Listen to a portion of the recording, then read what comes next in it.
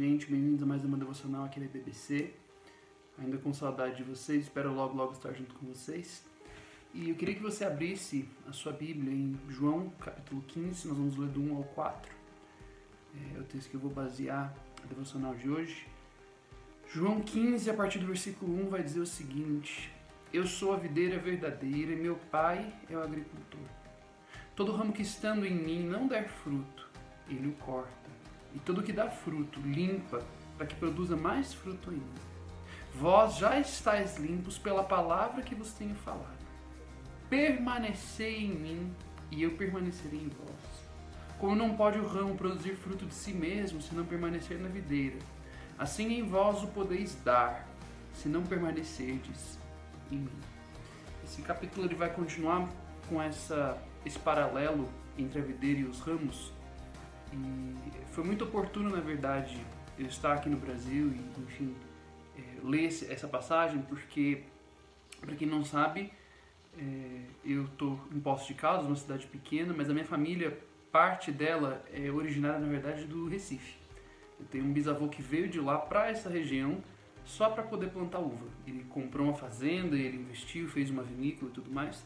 Hoje em dia a família não está mais nesse ramo, mas meu avô e mesmo meu pai ainda tem parreira, mexe um pouco com isso. E ontem a gente foi num almoço na casa do meu tio, nós fomos podar algumas parreiras.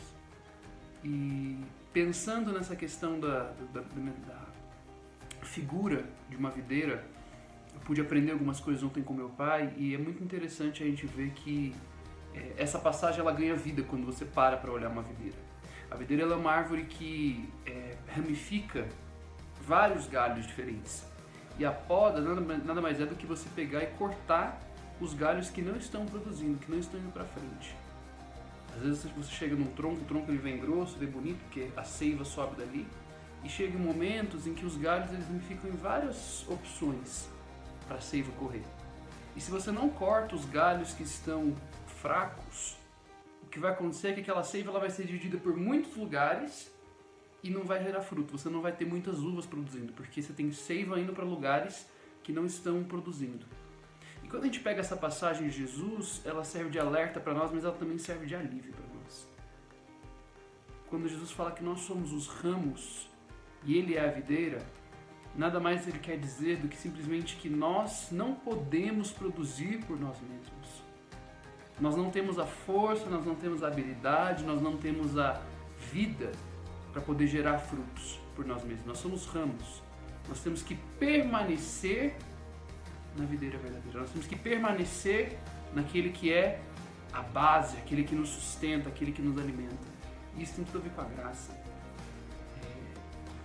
Deus tem falado muito comigo a respeito da gente continuar dependendo dele. Às vezes a gente tem mentalidade, na igreja principalmente, acho que isso se infiltra em nós muitas vezes, de que a gente tem que chegar e crescer para caminhar a um ponto em que a gente não precise de Deus. A gente quer se tornar tão confiante nas nossas obras, tão confiante naquilo que a gente faz de bom para Deus, seja uma oração, seja uma leitura de palavra, um jejum.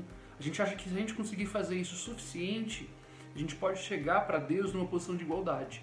A gente pode chegar para Deus numa posição em que eu não dependo mais da graça dele. Eu posso confiar na minha própria bondade, confiar naquilo que eu tenho feito diante de Deus. E essa posição é uma posição muito enganosa, é uma posição que nos coloca, na verdade, em fraqueza. É a posição que Pedro tem quando ele chega para Jesus e vira e fala: esses outros podem te negar, esses outros podem te abandonar, mas eu não vou abandonar o Senhor. Eu vou com o Senhor até o final. E Jesus fala para ele: Pedro, o galo vai cantar e antes do galo cantar você vai ter me negado 3 vezes. E quando Jesus fala isso, ele não está falando para Pedro algo que ele não sabia. Jesus ele chega para Pedro já sabendo que Pedro vai falhar, sabendo que Pedro não vai conseguir manter as palavras que ele tem. E ainda assim ele ama Pedro, e ainda assim ele continua ensinando e continua caminhando com Pedro. E isso é a graça, gente. É a gente saber que, apesar de nós não conseguirmos em nós mesmos darmos fruto, Cristo nos sustenta e Cristo se aproxima de nós para que a gente seja sustentado por Ele, para que a gente possa confiar nele. Então, não tenha medo de precisar de Deus. Todos nós precisamos de Deus. A gente não tem que ter vergonha de chegar para Deus e abrir o coração e falar aquilo que nós estamos precisando, aquilo que nós temos necessidade, porque essa é a nossa posição. Nós somos ramos.